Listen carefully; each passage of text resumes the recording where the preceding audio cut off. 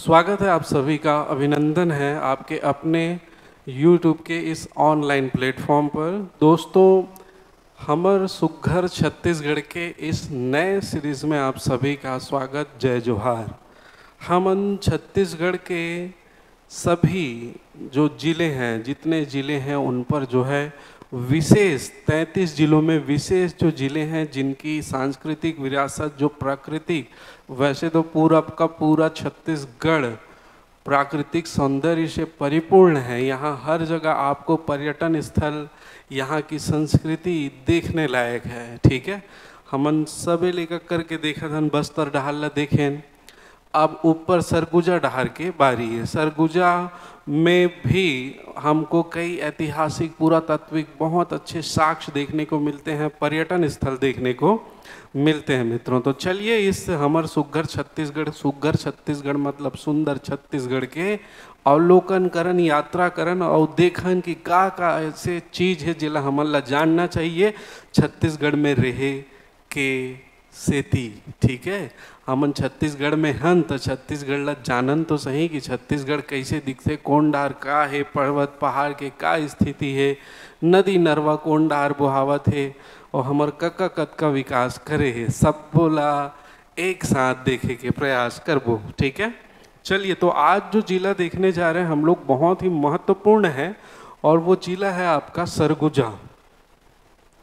सरगुजा जिला जो है वो 1948 में जो है दोस्तों अस्तित्व में आया। सरगुजा एक रियासत था जो 1905 से पहले उड़ीसा एवं बंगाल प्रांत के अंतर्गत ये शामिल था। ठीक है, लेकिन 1905 में जब विभाजन हुआ, बंगाल का विभाजन, तो सरगुजा को छत्तीसगढ़ प्रांत में शामिल कर दिया गया। ठीक है, और ये 14 रियासतों में एक रियासत थी सरगुजा। 14 रियासतों में एक रियासत कौन सी? सरगुजा थी। और जब हमारा देश आज़ाद हुआ तो 1948 में जब रियासतों का विलीनीकरण हुआ तो सरगुजा का भी जो है वो विलय कर दिया गया भारत संघ में। भारत संघ में विलय कर दिया गया और उसके बाद दोस्तों यहाँ पर 3 जिलों, मैंने बार बार इसकी चर्चा की है, सरगुजा, रायगढ़ और बस्तर को क्या किया गया? जिलों का दर्जा दिया गया। तो उसी समय इसका सरगुजा जिले का अगर गठन पूछा जाए कब हुआ तो ये हुआ 1948 में। कब हुआ? 1948 में इसका गठन हुआ। ठीक है, सरगुजा जिला है कहाँ मित्रों? तो सरगुजा जिला आप जानते ही हैं कहाँ पर है। ये छत्तीसगढ़ के उत्तरी भाग में है। ठीक है, सरगुजा जिला का जो है कुछ भाग पूर्वी बघेलखंड के पठार की श्रेणी में आता है और कुछ भाग जो है वो जसपुर शामरी, प्राकृतिक विभाजन की दृष्टि से देखें तो ये जसपुर शामरी पाट प्रदेश में भी आता है, मैन पाट और जारंग पाट वाला हिस्सा, तो इसको भी ध्यान में आप रखेंगे। ठीक है, चलिए आगे चलते हैं। अब देखिए सरगुजा है कहाँ? तो उत्तर की ओर ये वाला जो भाग आपको दिख रहा है ये है हमारा सरगुजा जिला। ठीक है, सरगुजा जिला को देखें तो ये 5 जिलों से घिरा हुआ जिला है। कितने जिलों से? 5 जिले, मतलब इसकी सीमाएं जो है वो 5 जिलों की सीमाओं से लगी हुई है। कौन कौन से जिले हैं मित्रों? तो आप जानते हैं सूरजपुर, उत्तर की ओर देखें तो बलरामपुर, और यदि पूर्व में देखें तो जसपुर, पश्चिम में देखें तो रायगढ़, और इधर हम लोग दक्षिण पश्चिम की ओर देखें तो कोरबा जिलों से क्या है? ये लगा हुआ है मित्रों। ठीक है, कोरबा जिलों से लगा हुआ है, इसको ध्यान रखेंगे। ठीक है, नीचे देखें पश्चिम में रायगढ़ तो और दक्षिण पश्चिम में कोरबा जिले से ये लगा हुआ है। ठीक है, चलिए तो 5 जिलों से घिरा हुआ सरगुजा जिला गठन कब हुआ? 1948 में। ये पहले रियासत थी, छत्तीसगढ़ के 14 रियासतों में एक रियासत थी। और एक चीज़ आप यहीं पे ध्यान रखेंगे, खैर हिस्ट्री में आप पढ़ेंगे, यहाँ पर जो है रक्सेल वंश का शासन था। किसका? रक्सेल वंश का। ठीक है, रक्सेल वंश का शासन था। इसको हिस्ट्री में आप डिटेल में और करेंगे दोस्तों, अभी आप ध्यान रखिएगा, ठीक है। रक्सेल वंश का शासन था।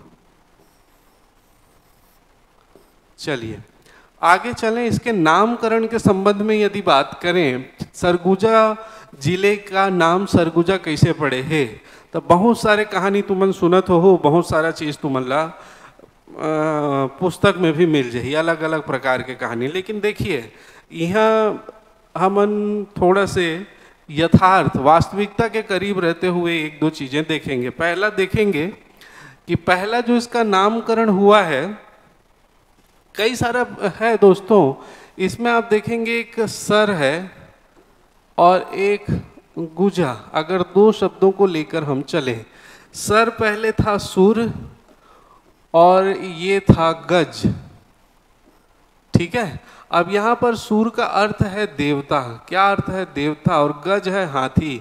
और यहाँ पर आप जानते हैं दोस्तों, इसको देवता और हाथी का वास होने के कारण इसको क्या कहा गया, सरगुजा कहा गया। ये किंवदंती है। अब यहाँ जाके देवता धामिल खोजल मत धनलू, कण कण में बसे है। अपन मन के अंदर झांक के देखू तब बोल तुम्हार देवता धामी मिल जाही, लेकिन यहाँ नहीं देखन ना, हमन गली गली खोर खोर में ढूंढथन, है नहीं, तो सबे जगह बसे है। तो इसी कारण देवता और हाथी के वास रहे कारण ये कहा कहेगी से सरगुजा, ठीक है। एक किंवदंती आप ध्यान रखिएगा।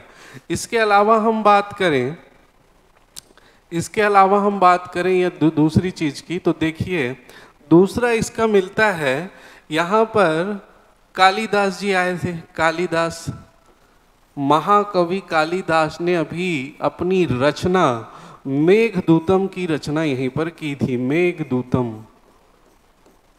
ठीक है, रचना यहीं पर की थी।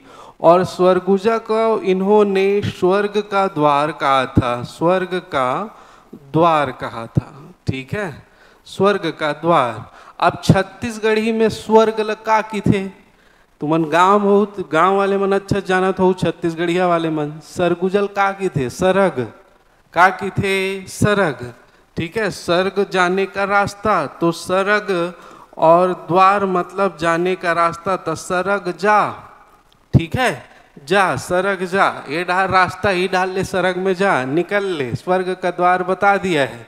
तो स्वर्ग जाने का रास्ता मतलब सरग जाने का रास्ता होने के कारण इसके हो सरग जा, सरग जा, सरग जा, और सरकत सरकत ये बन गए सरगुजा, ठीक है।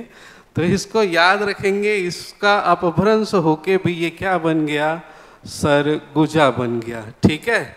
इसके अलावा और इसी से अलग मतलब निकलता है दोस्तों, सरग। सरग मतलब होता है स्वर्ग, आप अभी देखे हैं स्वर्ग, और ज का अर्थ होता है जन्म लेने वाला, ठीक है, ज का मतलब जन्म लेने वाला। तो सरगुजा को वैसे ही स्वर्ग कहा गया है, स्वर्ग में जन्म लिया जो स्थान है, इसलिए भी इसको स्वर्गुजा कह दिया जाता है। तो इसके बहुत सारे अलग अलग लोगों ने अलग अलग रूप से इसकी बातें बताई है, बट आप ध्यान रखेंगे इससे प्रश्न नहीं बनेगा। हाँ, ये प्रश्न पूछा गया है कि कालिदास ने स्वर्ग का द्वार किसे कहा था, तो स्वर्गुजा, और स्वर्गुजा में विशेषकर रामगढ़ की पहाड़ी को स्वर्ग का द्वार कहा था, ठीक। चलिए आगे, ये नामकरण की बात हम लोगों ने क्या कर ली, यहाँ पे चर्चा कर ली, ठीक है। और इसके अलावा हम लोगों ने देख लिया इसका गठन कब हुआ था और कि किस वंश के लोगों ने यहाँ पर शासन किया था, रक्सेल वंश के, ठीक। चलिए आगे चलें। अब आगे हम लोग चर्चा करेंगे इसकी और जो बातें हैं उन सभी बातों पर। जैसे देखिएगा तहसील, विकासखंड और सीमावर्ती जिले। सीमावर्ती जिलों के बारे में हम लोगों ने अभी चर्चाएं की। सीमावर्ती जिले कौन कौन से हैं, तो आप जानेंगे सीमावर्ती जिले 5 जिलों की सीमाओं से लगा हुआ है। उत्तर की ओर बलरामपुर, ठीक है, उत्तर पश्चिम की ओर देखें तो सूरजपुर, दक्षिण पश्चिम की ओर देखें तो कोरबा, और दक्षिण की ओर देखें तो रायगढ़, और पूर्व की ओर देखें तो जसपुर जिले से ये क्या हुआ है, लगा हुआ हमारा जिला है, कौन सा, सरगुजा जिला, ठीक है। कौन सा जिला है, सरगुजा जिला, तो आप ध्यान रखिएगा। इसके बाद देखिए हम तहसीलों की बात कर रहे थे, तो कितने तहसील हैं, तो कितने तहसील हैं ये भी जानेंगे, लेकिन उससे पहले देख लेते हैं कि यहाँ पर कौन कौन से जो है वो नेशनल हाईवे गुजरते हैं। अब नेशनल हाईवे की बात करें तो एक है दोस्तों नेशनल हाईवे नंबर 43। कौन सा? National highway number 43। National highway number 43 जो है वो कहाँ से होकर आता है? मनेंद्रगढ़ से होकर आते हुए ये सरगुजा इधर इसको सूरजपुर से जोड़ेगा, ठीक है, और यहाँ पर जसपुर से जोड़ेगा, ठीक। नेशनल हाईवे नंबर 43 ये जो गया है यही है नेशनल हाईवे 43, ठीक। ऊपर यही अंबिकापुर इसका मुख्यालय है, जिले का मुख्यालय। यदि बात करें अंबिकापुर, तो अंबिकापुर से ये ऊपर की ओर जाता है एक नेशनल हाईवे जो नेशनल हाईवे क्रमांक 343 है। कौन सा है?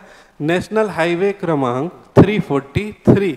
और वहीं पर देखें एक नेशनल हाईवे जो बलौदा बाजार से होते हुए कोरबा, बिलासपुर, कोरबा और सीधा अंबिकापुर को जोड़ती है, नेशनल हाईवे नंबर 130। तो इन तीनों नेशनल हाईवे को आप ध्यान रखेंगे, कौन कौन से नेशनल हाईवे यहाँ से होकर गुजरते हैं, ठीक है। चलिए, तो अब बात करें तहसीलों की, तो यहाँ पर तहसीलों की संख्या दोस्तों 8 है और विकास खंड 7 है। तहसील कितने हैं? 8 और विकास खंड है 7। कौन कौन सा तहसील है आप नोट्स बना के प्रॉपरली लिखते जाएंगे। अगर इन जिलों को आप बहुत ढंग से समझ गए मित्रों, तो जियोग्राफी वाला जो पोर्शन है बहुत हद तक लगभग 80% पूरा आपका क्लियर हो जाता है। और बहुत आराम से और बहुत आनंद के साथ आप पढ़ते रहें, पूरे डायग्राम के साथ जितनी चीज़ें आपको दिखा सकते हैं, ताकि विजुअल जो चीज़ें होती है वो लॉन्ग टाइम तक हमको याद रहती हैं, विजुअल वाली चीज़ें। तो इन चीज़ों को आप बहुत ढंग से ध्यान रखेंगे। सबसे पहले देखें, नेशनल हाईवे में है अंबिकापुर तहसील, ठीक है। उसके बाद दूसरा है बतौली तहसील, तीसरा है सीतापुर तहसील, ठीक, 3 तहसील। और चौथा है लखनपुर तहसील, पांचवा है उदयपुर तहसील, छठवा है लुंड्रा, सातवां है मैनपाट और 8वां है दरीमा। दरीमा जो है अभी नया तहसील बना है मित्रों। दरीमा हवाई अड्डा यहीं पर है अंबिकापुर में, हवाई पट्टी है, हवाई अड्डे नहीं हवाई पट्टी है दरीमा, ठीक है। तो यहाँ से हम सड़क मार्ग के द्वारा पहुँच सकते हैं, हवाई मार्ग के द्वारा पहुँच सकते हैं। इसके अलावा ट्रेन रूट भी यहाँ पर होकर चलती है जो सूरजपुर से आते हुए अंबिकापुर को जोड़ती है, ठीक है। तो ये रेल मार्ग से भी जुड़ा हुआ है, सड़क मार्ग से भी जुड़ा हुआ है और हवाई मार्ग से भी जुड़ा हुआ है, इसको ध्यान रखेंगे। तो कौन कौन से मैंने बताया? पहला है अंबिकापुर, दूसरा है बतौली, तीसरा है सीतापुर, चौथा है लखनपुर, पांचवा है उदयपुर और छठवा है आपका लुंड्रा, सातवां है आपका मैनपाट और 8वां है आपका दरीमा। ये 7 हमारे तहसील हैं। लेकिन बात करें विकास खंड की, तो विकास खंड 7 हैं। विकास खंड में दरीमा शामिल नहीं है मित्रों। विकास खंड में आप ध्यान रखेंगे, दरीमा तहसील जो है वो विकास खंड के अंतर्गत शामिल नहीं है, ठीक है। बाकी सभी जो है वो तहसील विकास खंड ही हैं, आप ध्यान रखिएगा। चलिए आगे चलते हैं। हमने देखा तहसील, हमने देखा विकास खंड और सीमावर्ती जिले। तो कौन कौन से सीमा लगे? 5 टन के सीमा लगे सबसे ज़्यादा। चलिए, विधानसभा क्षेत्र 3 है, आप जानते हैं, सरगुजा है, लुंड्रा है, अंबिकापुर है और सीतापुर है। लुंड्रा, अंबिकापुर, सीतापुर विधानसभा क्षेत्र है, ठीक है। और इसके अलावा एक ही यहाँ पर लोकसभा सीट है, वो है सरगुजा, ठीक है। तो ये खैर प्रश्न नहीं बनते हैं, फिर भी जानकारी के लिए आप याद रखिएगा, ठीक है। चलिए आगे चलते हैं। भूगर्भिक संरचना, मिट्टी एवं खनिज, ये मोस्ट इंपॉर्टेंट हो जाता है मित्रों। भूगर्भिक संरचना यहाँ पर क्या है? आप सरगुजा का अगर हिस्सा देखेंगे तो यहाँ पर जो चारंग पार्ट और मैन पार्ट वाला हिस्सा है, ये जो हिस्सा ऐसे बटता है, ये वाला हिस्सा जो है वो दोस्तों यहाँ पर दक्कन ट्रैप का विस्तार पाया जाता है। किसका? दक्कन ट्रैप सेल समूह का विस्तार पाया जाता है। और इस ओर देखें तो हमको गोंडवाना सेल समूह मिलेगा, गोंडवाना। और इसका हम जब प्राकृतिक विभाजन करते हैं, जब हम प्राकृतिक विभाजन करते हैं, भौगोलिक विभाजन करते हैं, तब भी हम इस चीज को देखते हैं कि इस सरगुजा का जो दक्षिण पूर्व वाला क्षेत्र और थोड़ा सा उत्तर वाला क्षेत्र जो है वो किसके अंतर्गत आता है, जसपुर सामरी पाट प्रदेश के अंतर्गत आता है, और बाकी हिस्सा जो है वो पूर्वी बघेलखंड के पठार के अंतर्गत आता है। तो पूर्वी बघेलखंड का पठार जो है, ठीक है, पूर्वी बघेलखंड का पठार जो है उसमें गोंडवाना, ठीक है, गोंडवाना सेल समूह पाई जाती है। रॉक स्ट्रक्चर क्या मिलता है, गोंडवाना। तो यहाँ पर क्या मिलेगा, गोंडवाना। और वहीं पर मैन पार्ट और हम जारंग पार्ट में देखें तो वहाँ पर दक्कन ट्रैप सेल समूह का विस्तार मिलेगा। तो दोनों को ही याद रखेंगे, भूगर्भिक संरचना सेल समूह में क्या क्या, एक तो गोंडवाना, अगर सरगुजा जिले में पूछता है तो दोनों गोंडवाना, और दूसरा दक्कन ट्रैप।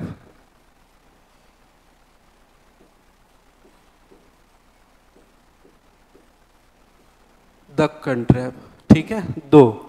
बात करें मिट्टी की, तो मिट्टी भी यहाँ दो प्रकार की मिलेगी, है ना। पहला तो लाल पीली मिट्टी का विस्तार आपको देखने को मिलेगा, ठीक है, लाल पीली मिट्टी। काली मिट्टी का भी आपको विस्तार इस तरफ देखने को मिलेगा। इस वाले क्षेत्र में आपको दो मिट्टी मिलेगी, एक लाल पीली मिट्टी जिसको स्थानीय भाषा में हम मटासी मिट्टी कहते हैं, और दूसरा मिलेगा काली मिट्टी जिसको स्थानीय भाषा में या छत्तीसगढ़िया भाषा में क्या कहते हैं, काली मिट्टी। छत्तीसगढ़ी में एला की थे मटासी, तो मटासी मिट्टी का विस्तार भी मिली और एला की थे कन्हार, ठीक है। तो दोनों मिट्टी यहाँ पर आपको देखने को मिलेगी। इस क्षेत्र में जाएं तो इस क्षेत्र में जो है दोस्तों आपको एक और मिट्टी मिलेगा, और वो मिट्टी है लेटेराइट मिट्टी। कौन सी मिट्टी, लेटेराइट मिट्टी। लेटेराइट मिट्टी इसलिए क्योंकि यहाँ इस क्षेत्र में वर्षा ज़्यादा होती है। हालांकि ये अधिकतर मात्रा में जसपुर में पाया जाता है, और जसपुर से लगा होने के कारण इस क्षेत्र में भी लेटेराइट मिट्टी का विस्तार आप देख सकते हैं। लेटेराइट मिट्टी लेटेराइजेशन निच्छालन की प्रक्रिया से निर्मित होता है, लीचिंग प्रोसेस जिसको बोलते हैं।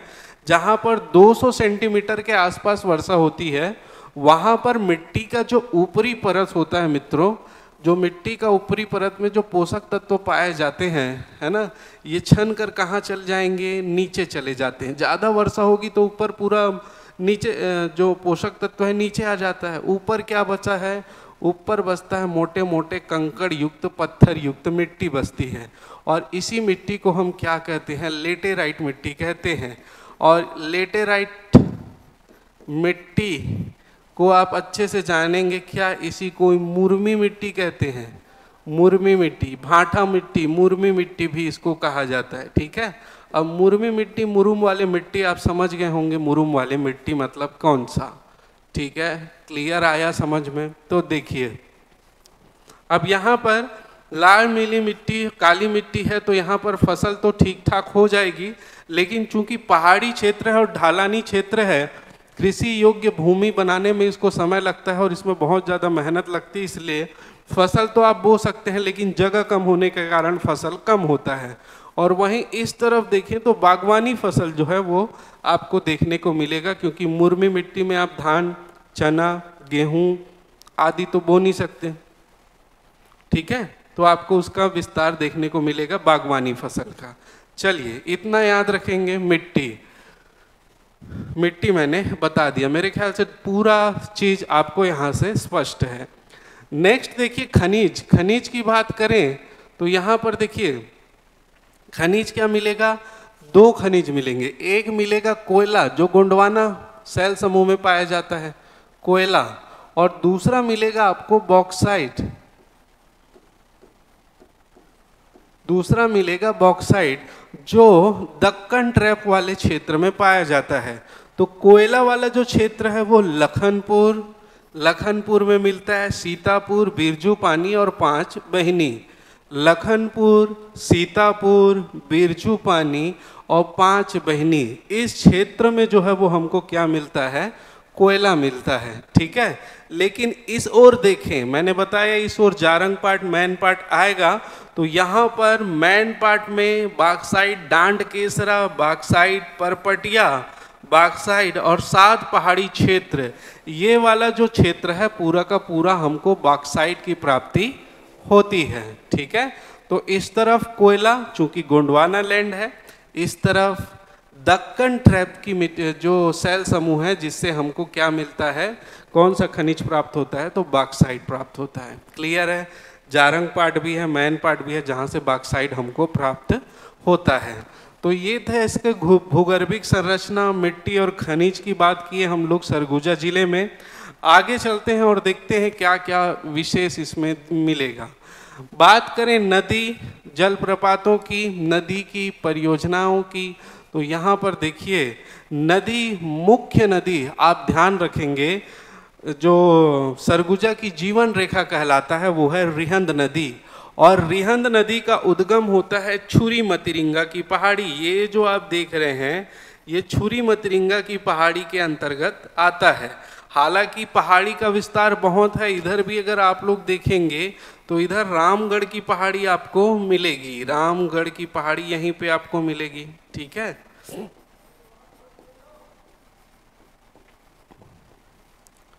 ये मिलेगा रामगढ़ की पहाड़ी।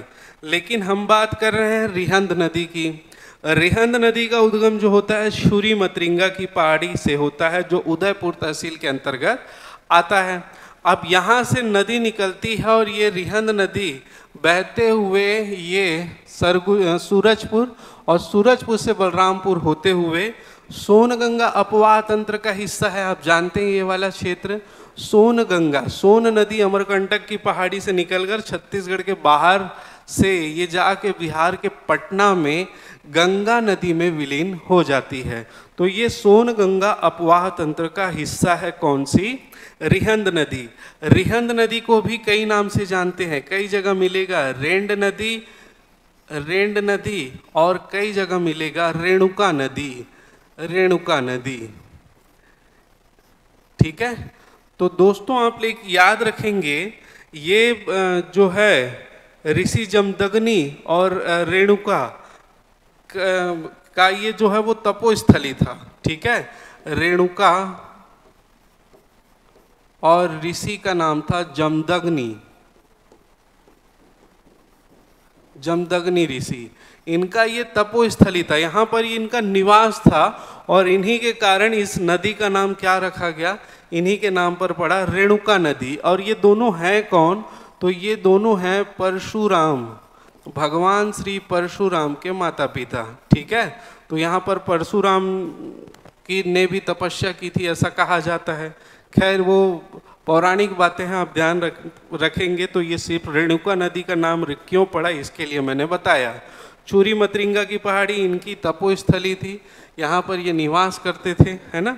और इसी के कारण इस रिहंद नदी का नाम क्या रखा गया, रेणुका नदी रखा गया। मेरे ख्याल से क्लियर है। रिहंद नदी की लंबाई की बात करें, रिहंद नदी की लंबाई की बात करें तो ये 145 किलोमीटर है, लगभग 145 किलोमीटर, ठीक है। तो ये याद रखिएगा, रिहंद नदी सरगुजा की क्या कहलाती है, ये कहलाती है मित्रों जीवन रेखा। सरगुजा की जीवन रेखा के नाम से इसको जाना जाता है, ठीक है। चलिए आगे देखें और कौन सी नदी निकलती है। तो और जो मुख्य नदी है, नदियां तो कई छोटी बड़ी आपको मिल जाएगी, लेकिन हम मुख्य के बारे में चर्चा कर रहे हैं। तो मुख्य नदी है दोस्तों जो यहाँ से निकलती है, कहाँ से, मैन पार्ट। ये मैन पार्ट वाला क्षेत्र है। कौन सा क्षेत्र है, मैन पार्ट वाला क्षेत्र है। और यहाँ से जो नदी निकलती है मांड नदी निकलती है। कौन सी नदी, मांड नदी। अगर मांड नदी का प्राचीन नाम पूछा जाए तो मंदगा नदी, मंदगा नदी या मंदवाहिनी नदी भी कहते हैं। मंदगा नदी या मंदवाहिनी नदी भी कहते हैं। मांद नदी का टोटल लेंथ देखें तो ये 155 किलोमीटर बहती है दोस्तों मांड नदी। कितना? 155 किलोमीटर बहती है और नीचे चंद्रपुर में ये महानदी में मिल जाती है, संगम क्षेत्र का निर्माण करती है। ये नीचे रायगढ़ और रायगढ़ से शक्ति जिला में चंद्रपुर में महानदी में जो है वो मिल जाती है। इस बात को आप ध्यान रखिएगा।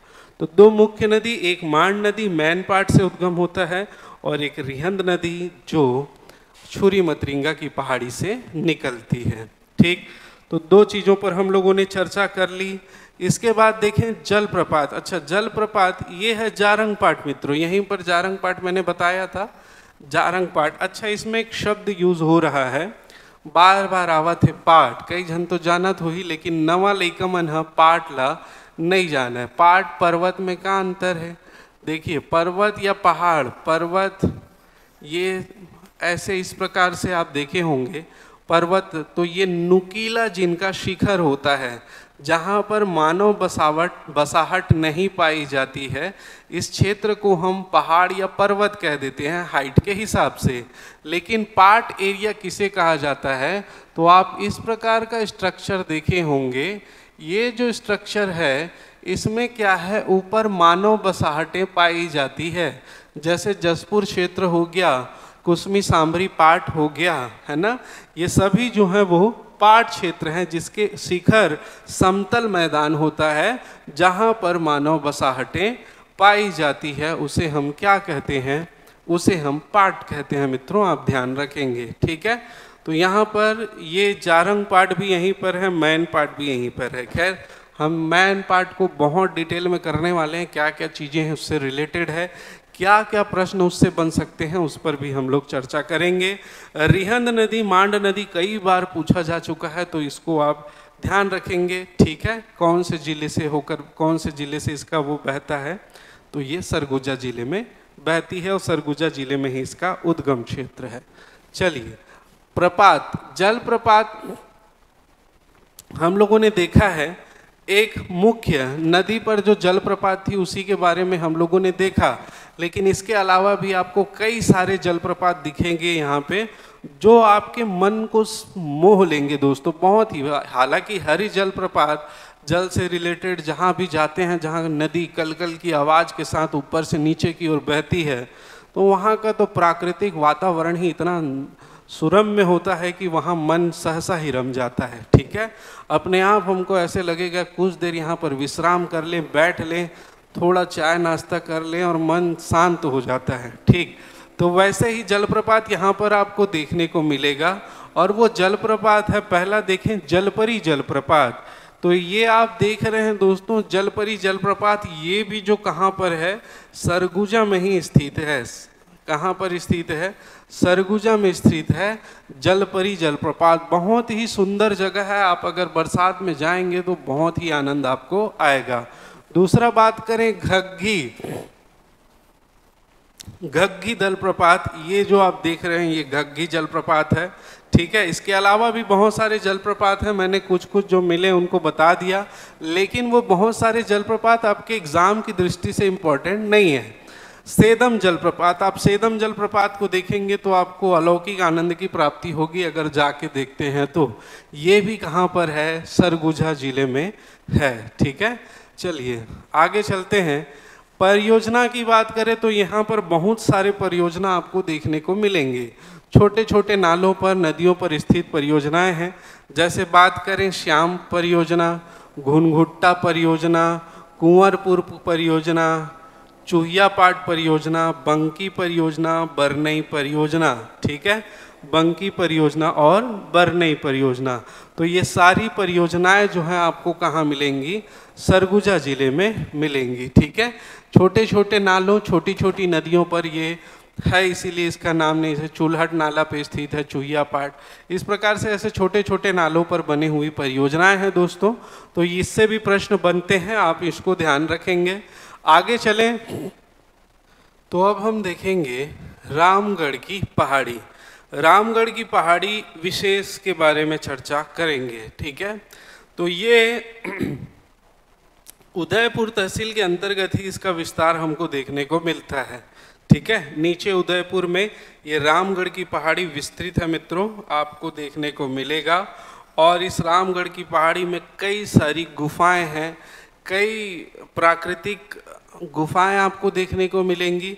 और इसके अलावा इसका संबंध रामायण काल से भी आपको देखने को मिलेगा, मौर्य काल से भी आपको देखने को मिलेगा।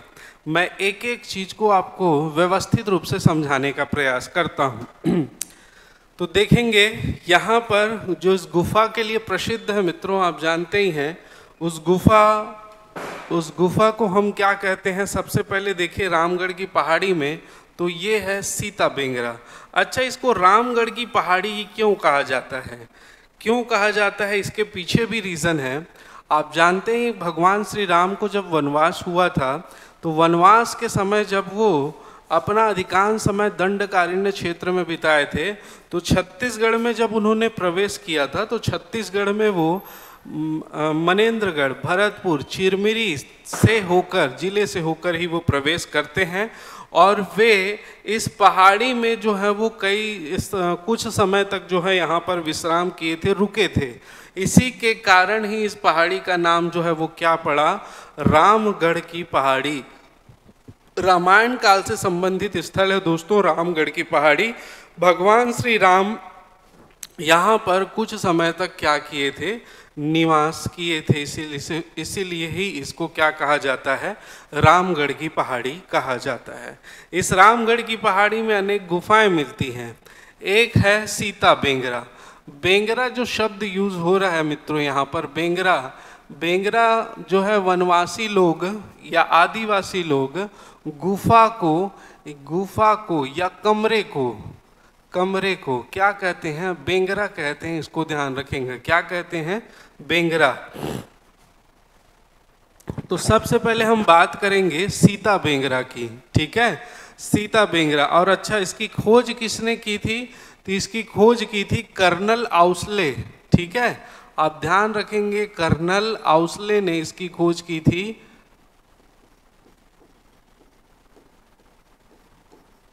1848 ईस्वी में। कब की थी, 1848 ईस्वी में, ठीक है।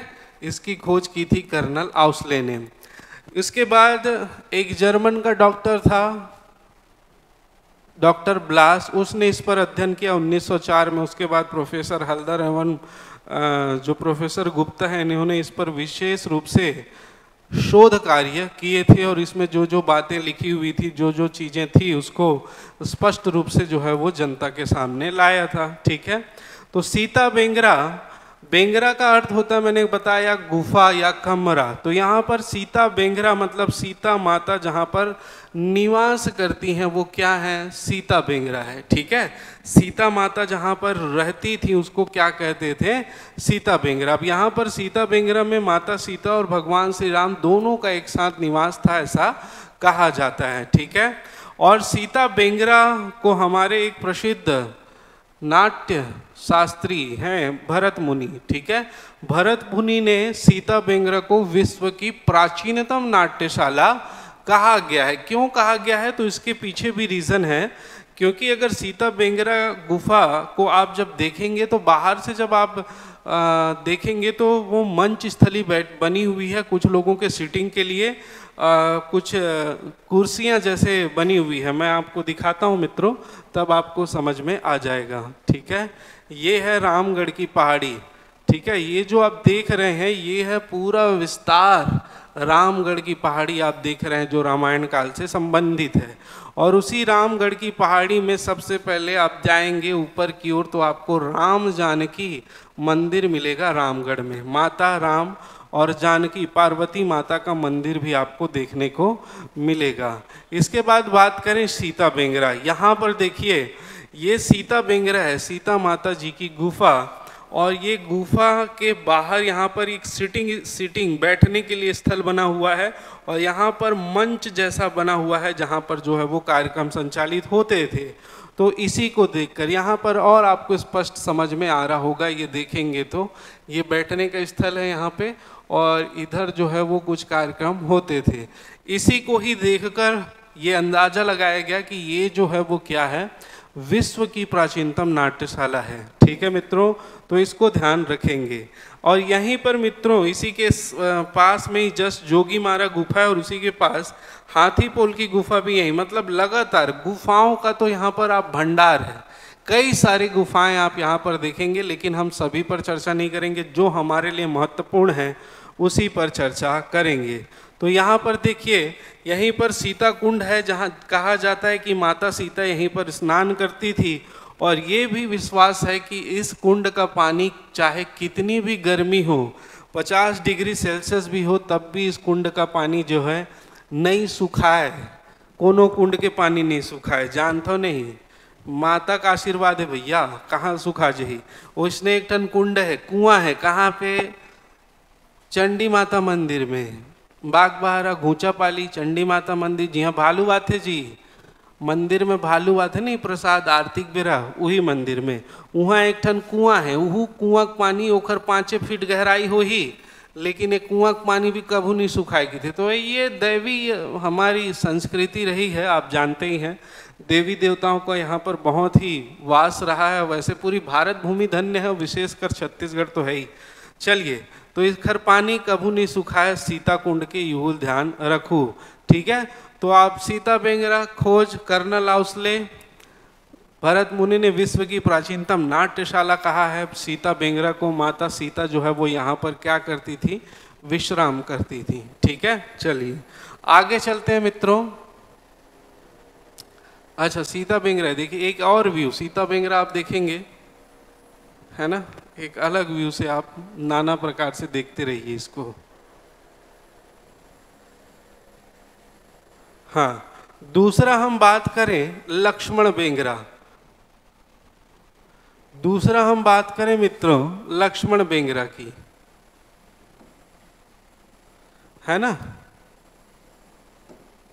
लक्ष्मण बेंगरा की। फिर वही बेंगरा मतलब लक्ष्मण जी यहाँ पर क्या करते थे, विश्राम करते थे। जिस जगह पे उसको क्या कहा गया, लक्ष्मण बेंगरा कहा गया, है ना, जिस जगह पर विश्राम करते थे उसको क्या कहा गया, लक्ष्मण बेंगरा।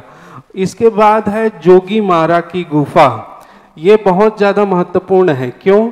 क्योंकि जोगी मारा की गुफा जो था वो जो यहाँ पर सीता बेंगरा के सामने जो नाट्य स्थली बनी हुई है, उस नाट्य स्थल के बाजू में ही जोगी मारा की गुफा है। ऐसा कहा जाता है कि जो नाटककार होते थे, जो नृत्यांगनाएं होती थी, वो वहाँ पर जोगी मारा गुफा में जो है वो क्या करती थी, सजती संवरती थी, मतलब वो उनका रुकने का जगह था और वहाँ पर सज संवर कर जो है इस सीता बेंगरा में जो है कार्यक्रम प्रस्तुत करती थी, जोगी मारा गुफा में। जोगी मारा गुफा में ही अंदर हमको लेख प्राप्त होते हैं। ठीक है, उस लेख में आपको प्रेम प्रसंग मिलेगा। वहाँ पर एक देवदासी थी, देवदासी सुतनुका, बहुत ही सुंदर थी, जिसका नाम था, सभी जानते होंगे जो पीएससी की तैयारी कर रहे होंगे, तो जिसका नाम था सुतनुका। और एक देवदत्त नाम का नर्तक था, ये नर्तकी थी। और देवदत्त नाम का क्या था मित्रों,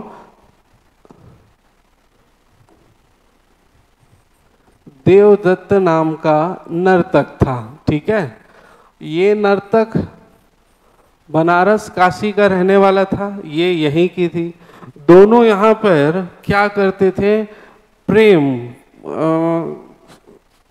नृत्य प्रस्तुत करते थे। प्रेम बाद में हुआ, नृत्य प्रस्तुत करते थे। तो नृत्य प्रस्तुत करते, दोनों एक ही जगह रहा, एक ही जगह सजा संवरे, और दोनों स्मार्ट, तो दोनों में क्या हो गए, प्रेम हो गए। क्या हो गए, प्रेम। ठीक है, लेकिन आप जानते ही हैं, ये आप वो पिक्चर देखे होंगे भूल भुलैया। ठीक है, भूल भुलैया में जो हीरोइन रहती है, ठीक है, विद्या बालन के ऊपर जो जिसकी आत्मा आ जाती है, ठीक, दोनों का प्रेम होते रहता है। आप लोग देखे होंगे, मुझे बहुत दिन हो गया, ध्यान भी नहीं है। तो वहाँ पर जो है दोस्तों उसके प्रेमी को अलग कर देते हैं। सेम वही किस्सा यहाँ पर भी होता है ये देवदत्त को क्या कर देते हैं, ये यहाँ पर जो शासक रहता है वो जब इसको पता चलता है कि दोनों का प्रेम है तो दोनों को जो है वो अलग कर देता है। और फिर वही सेम कहानी फिर होती है। तो यहाँ पर जोगीमारा की गुफा में इन दोनों के प्रेम प्रसंग का वर्णन मिलता है। आप जानते ही हैं, आप जानते हैं का कि कई जन तो के हो यू कन्फर्म है, का कन्फर्म है, प्रचलन है भाई। मंदिर में जाता हूँ तहु मन गे हो निश्चित लिखे हो, मंदिर में जाता मैं हाँ, मंदिर के पीछू एती होती कोई पत्थर दिख गए तहन बस दू जन अगर गे है जोड़ी में तहन दिल बनाही और दिल में छेदा कर ही तीर लगा के और फलाना संग फलानीन। ये कई जगह देखा हूँ, सब भी धार्मिक, मतलब हमारा प्यार अमर है, अटूट है, अब कहीं कोई कुछ नहीं कर सकता। इस प्रकार की भावना देवता भी हमारे साथ है। वो एक प्रेम को उजागर करने का, आपने देखा होगा ऐसे हार्ट बनाएंगे, एक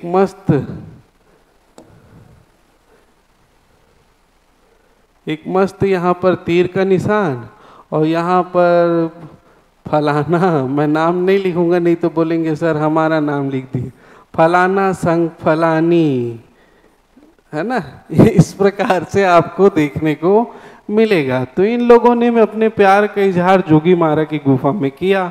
तो देवदत्त नर्तक था और देवदासी नर्तकी की प्रेम व्यवहार का वर्णन मिलता है। इसके अलावा यहाँ पर पाली भाषा में अशोक के अभिलेख प्राप्त हुए हैं। अशोक ने जब दक्षिण अभियान किया होगा तो यहाँ पर आए होंगे और कुछ लेख यहाँ पर मिलते हैं जिसकी भाषा क्या है, पाली है। उसकी भाषा को देखकर ये अंदाजा लगाया गया है कि वो अशोक के अभिलेख हैं।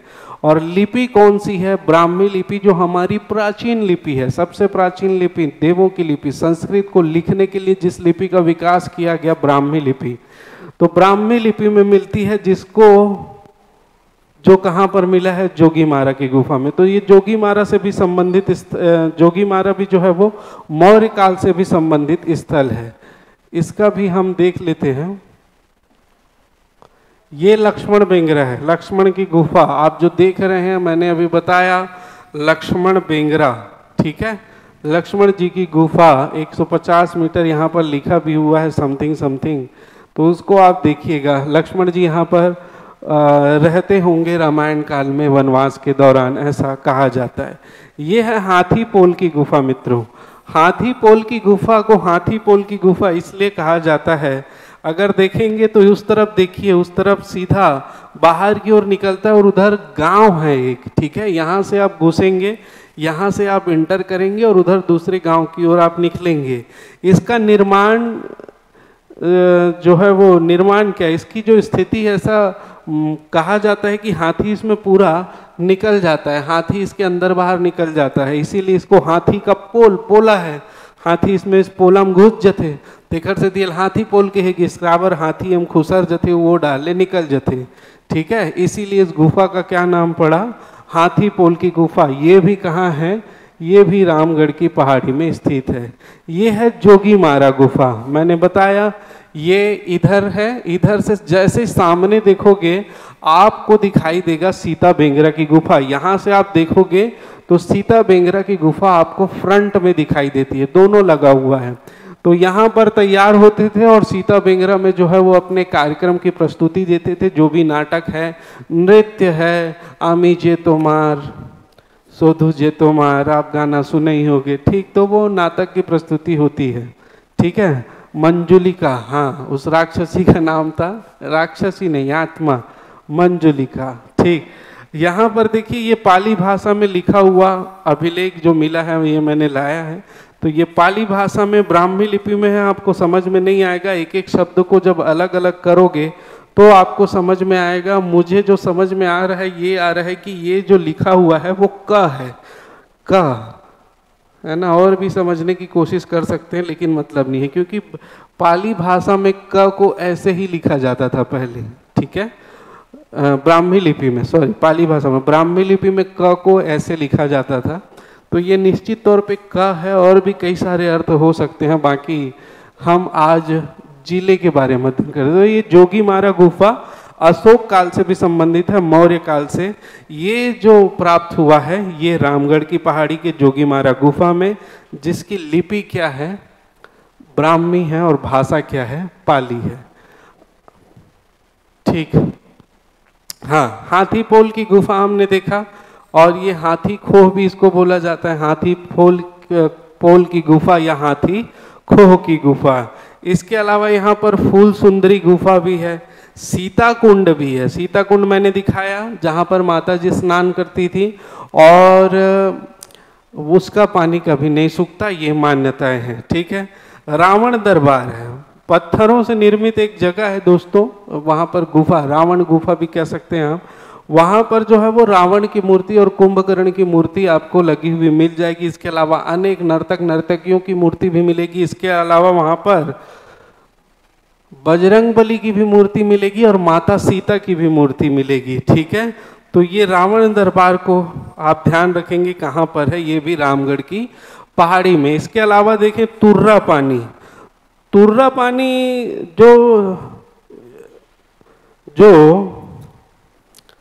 सीता बेंगरा गुफा है उसके जस्ट सामने एक झरना गिरता है, एक चट्टान है जिसके सामने झरना गिरता है मित्रों। उस झरने जो चट्टान है उसका कलर जो है, रंग जो है वो लाल है, सुर्ख लाल कलर का है। तो ऐसा कहा जाता है कि भगवान श्री राम उसी की मिट्टी को लेकर जो है माता सीता को तिलक करते थे। ठीक है, तुर्रा पानी उस जगह का नाम है जहाँ पर लाल रंग का पत्थर है, झरना बहता है, और उसी की मिट्टी से वो क्या करते हैं, माता सीता को तिलक लगाते होंगे, इसीलिए उसे क्या नाम दिया गया है, तुर्रा पानी।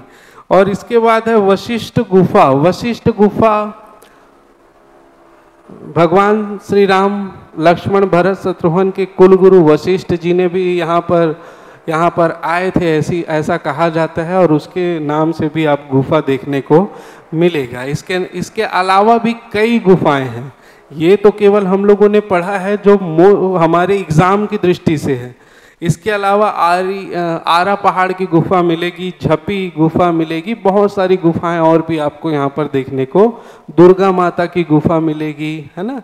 तो बहुत सारी गुफाएं हैं, किंतु ये जो है वो इम्पोर्टेंट है, इसको ध्यान में रखिएगा। इसके अलावा देखें,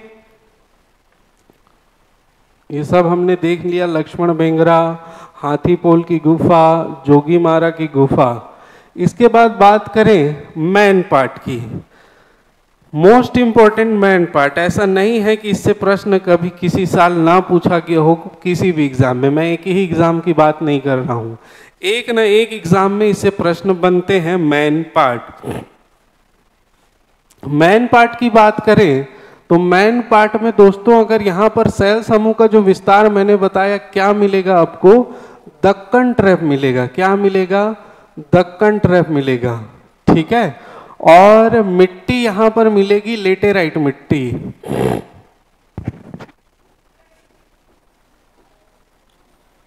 मिट्टी यहाँ पर कौन सी मिलेगी, लेटेराइट मिट्टी का विस्तार आपको देखने को मिलेगा। तो दो चीजें आप याद रखेंगे, कौन सा, सेल समूह दक्कन ट्रैप, और मिट्टी जो है वो लेटेराइट मिट्टी।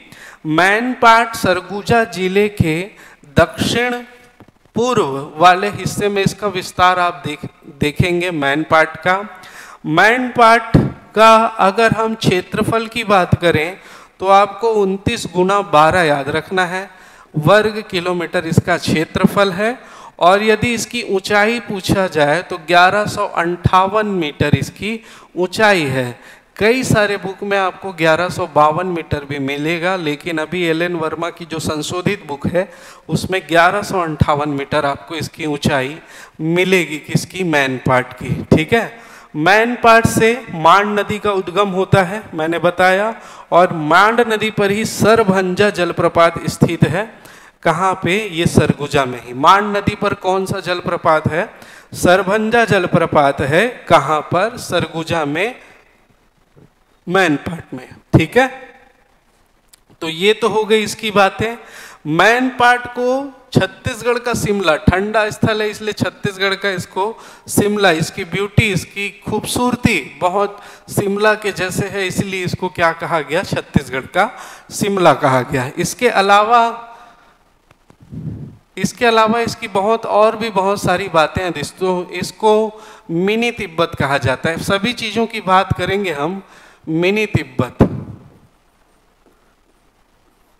ठीक है। कहा जाता है कि इसको मैन पार्ट को, मैन पार्ट में तिब्बतियों का बसाहट है, ठीक है। मैन पार्ट में क्या है, तिब्बतियों का बसाहट है।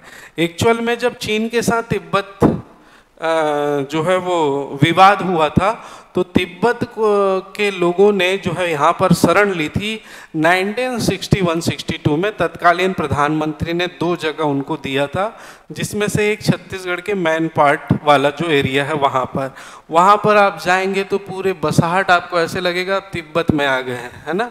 तो वो इसीलिए इसको मिनी तिब्बत भी कहा जाता है, मैन पार्ट को, ठीक। इसके अलावा यहाँ पर इको पॉइंट, मछली पॉइंट, टाइगर पॉइंट आप लिखा हुआ है, देखिए।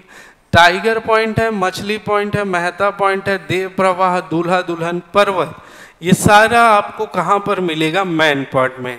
टाइगर पॉइंट एक झरना है, झरना मतलब जलप्रपात है, जहाँ पर कभी टाइगर को देखा जाता था, इसलिए इसको टाइगर वहाँ पर ऐसा कहा जाता है। पानी पीने आते थे।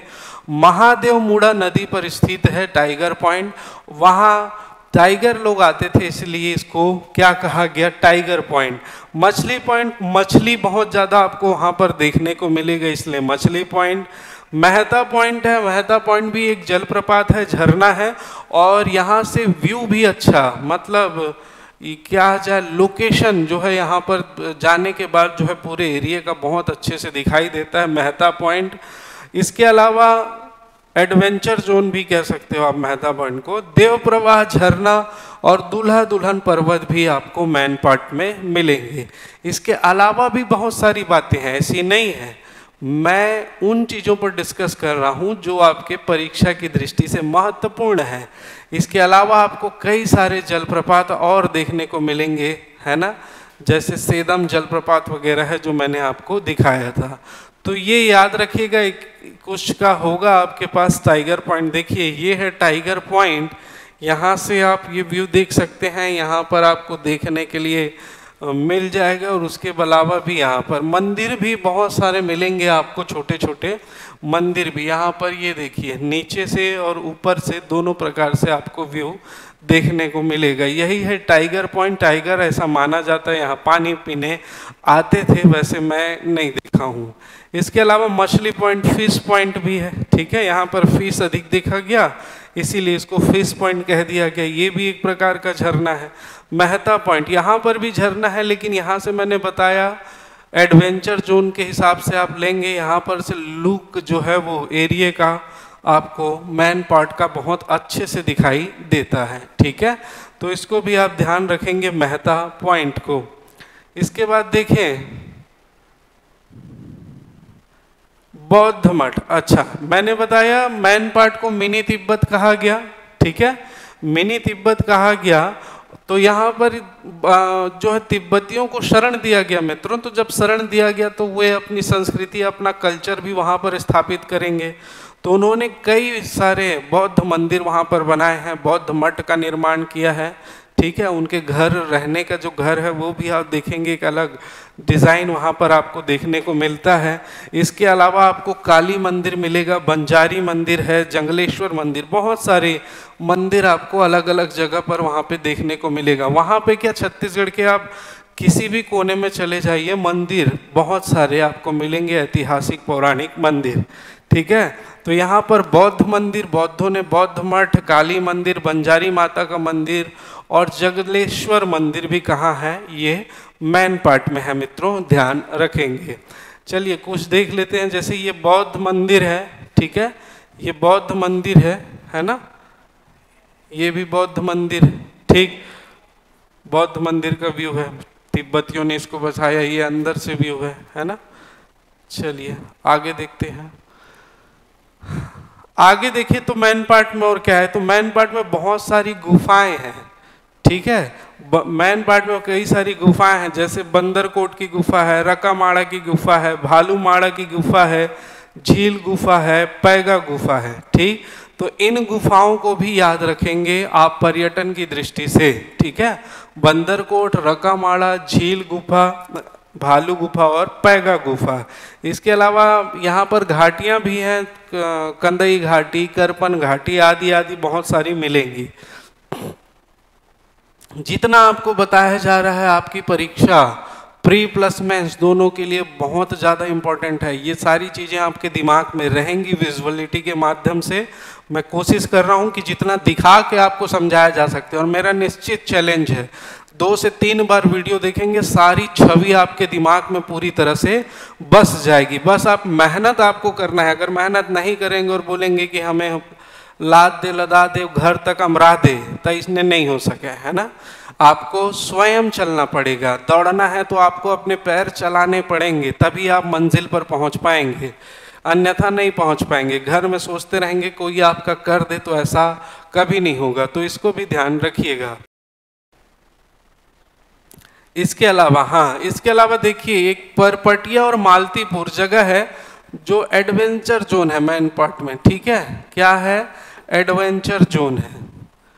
एडवेंचर का शौक रखने वाले यहाँ पर जा सकते हैं, परपटिया और मालतीपुर में। ठीक है, तो ये एडवेंचर जोन है। जलजली कई जगह ये दलदली भी लिखा हुआ मिलेगा।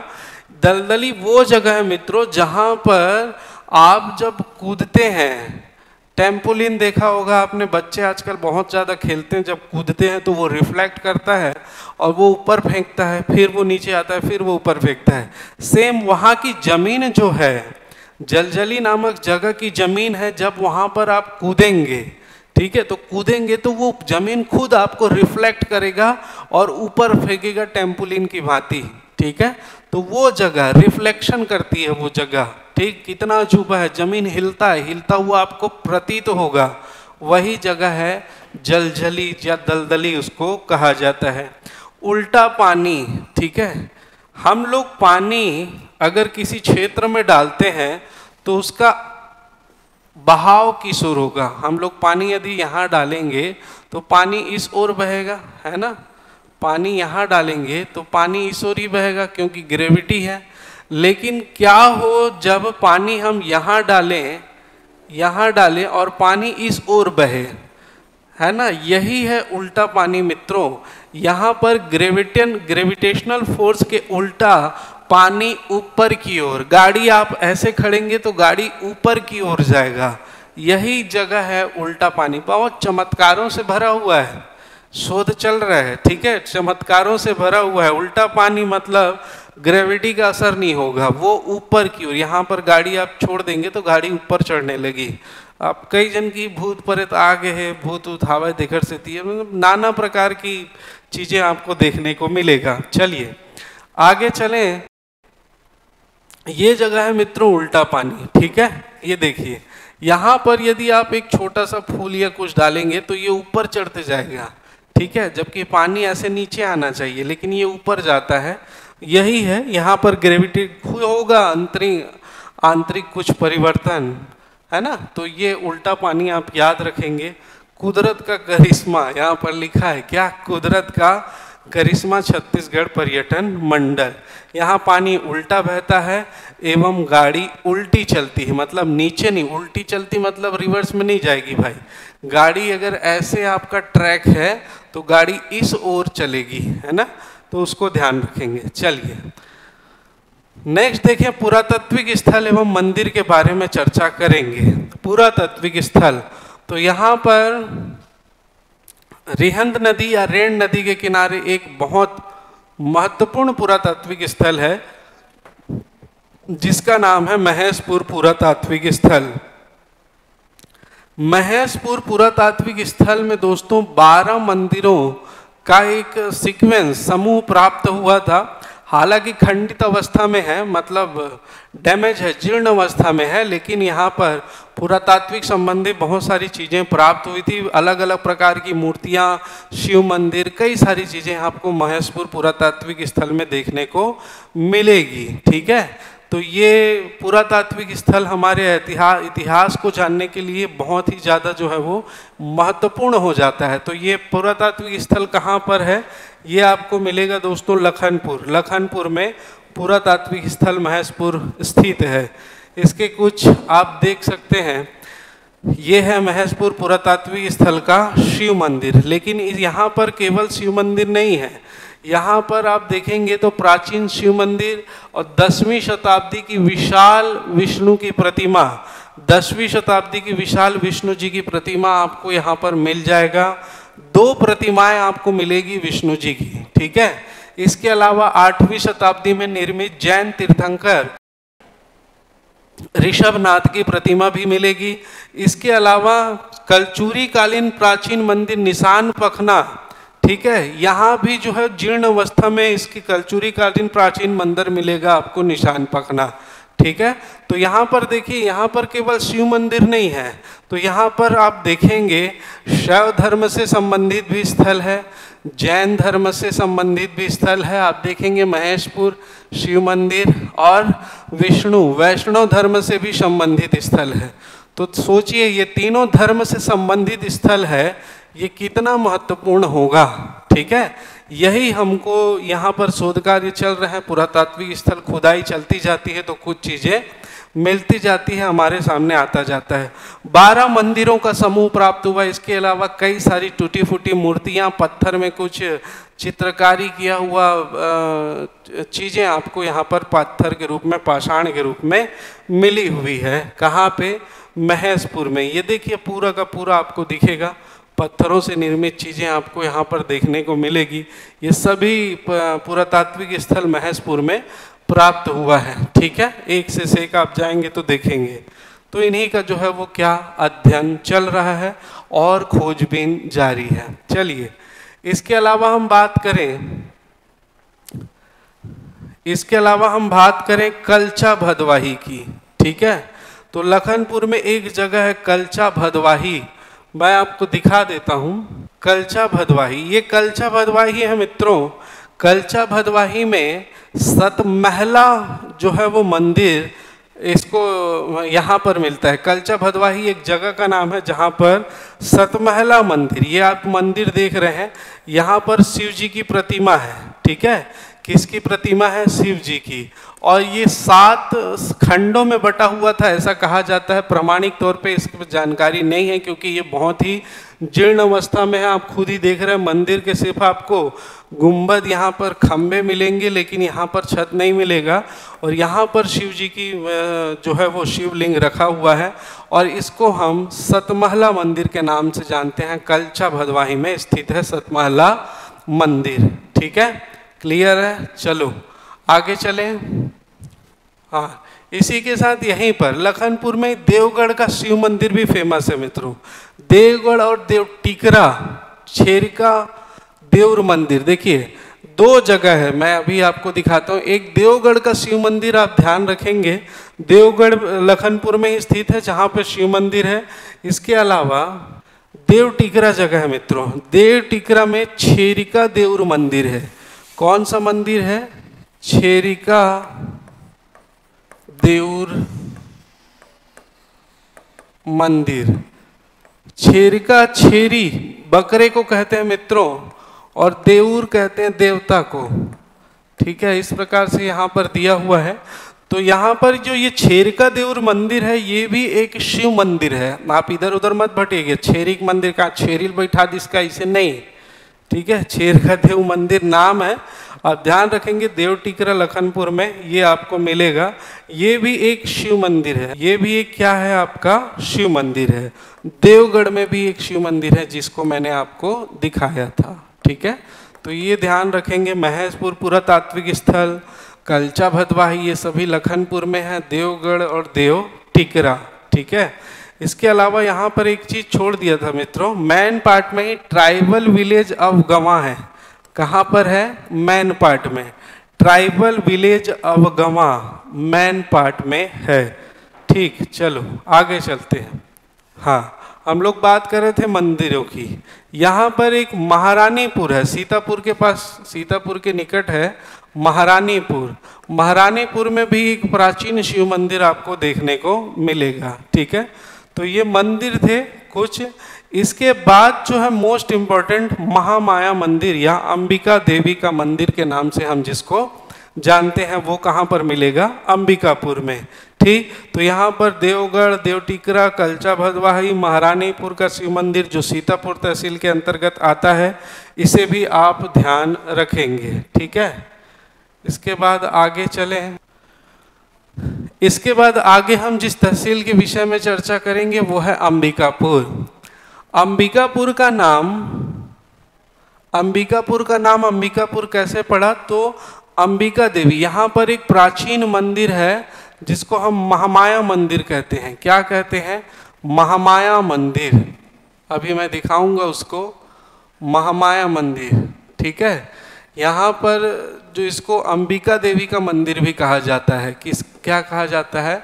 अंबिका देवी का मंदिर। और इसी के नाम से ही इसके मुख्यालय, सरगुजा के मुख्यालय अंबिकापुर का जो है वो नाम पड़ा है। किसके नाम पे? अंबिका देवी के नाम पे, महामाया मंदिर। ध्यान रखेंगे, यहाँ पर हम लोग देखेंगे कई सारी चीज देखेंगे। पहला देखिए, यहाँ पर लुंड्रा तहसील में देखिए एक जगह है तकिया मजार। ये जो मजार है ये धार्मिक स्थल है मुस्लिम संप्रदाय का। यहाँ पर बाबा मुराद शाह का जो है वो स्थित है, ये मजार है। बाबा मुराद शाह का जो है वो क्या है? मजार है, धार्मिक स्थल है। और यहीं अंबिका देवी अंबिकापुर के पास ही एक ठिनठिनी पत्थर भी है दोस्तों। सारी चीज में दिखाऊंगा, चिंता मत करो। ठिनठिनी पत्थर को आप पत्थर से ठोकेंगे तो उस पत्थर से अलग अलग धातुओं की आवाज आती है। अलग अलग जगह आप ठोकेंगे तो, मारेंगे तो, है ना। ठोकना मतलब कुचरना।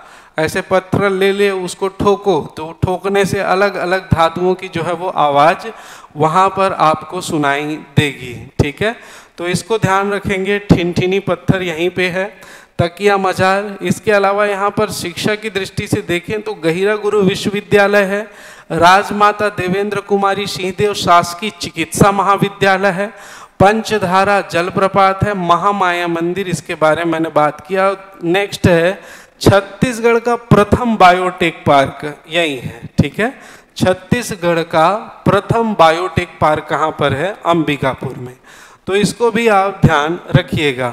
आगे देखिए हम लोग, तो अंबिकापुर का महामाया मंदिर देखिए, ये है ड्रोन व्यू जो आपको दिख रहा होगा, है ना। ये महामाया मंदिर है।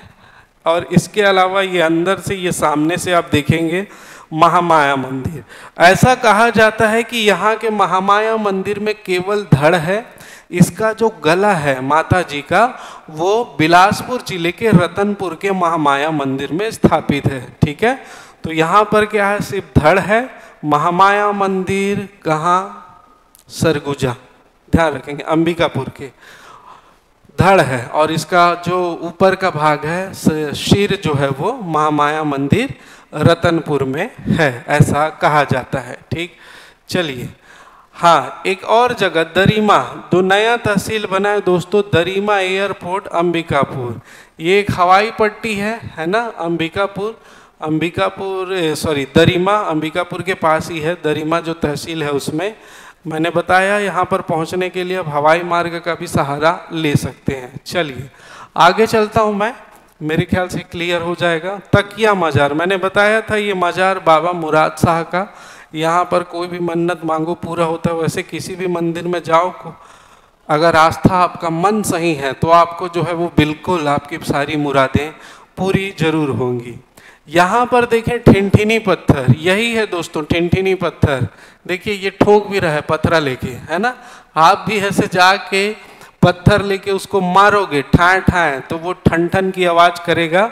और दूसरी चीज, वो अलग अलग जगह मारोगे तो अलग अलग जो है वो धातु की आवाज भी निकलती है। तो इसको भी ध्यान रखेंगे। एक कैलाश गुफा, तो यहाँ पर भी कैलाश गुफा आपको देखने को मिलेगा। कैलाश गुफा 3 जगह, पहला बस्तर, दूसरा सरगुजा और तीसरा जसपुर में भी दोस्तों आपको कैलाश गुफा देखने को मिलेगा। तो कई जगह कैलाश गुफा नहीं है, सिर्फ 3 जगह है, जसपुर, बस्तर और सरगुजा में। तो ये कैलाश गुफा को भी ध्यान रखेंगे, वो ठिनठिनी पत्थरा हो गया। इसके अलावा देखिए ये महाकवि कालिदास जी, मैंने बताया था पहले ही, महाकवि कालिदास जी जो है वो कहाँ पर आए थे? छत्तीसगढ़ आए थे। ठीक है, और छत्तीसगढ़ आए थे तो छत्तीसगढ़ में उन्होंने कुछ समय रामगढ़ की पहाड़ी, जिसे रामगिरी की पहाड़ी कहा जाता है, वहाँ पर विश्राम किया था। विश्राम करने के बाद उन्होंने जो है वो बताया था कि ये जो क्षेत्र है वो क्या है, स्वर्ग का द्वार कहा था। इसे क्या कहा था, स्वर्ग का द्वार। और अपनी प्रसिद्ध रचना मेघदूतम की रचना करी थी मित्रों। किसकी रचना की थी, मेघदूतम की रचना करी थी।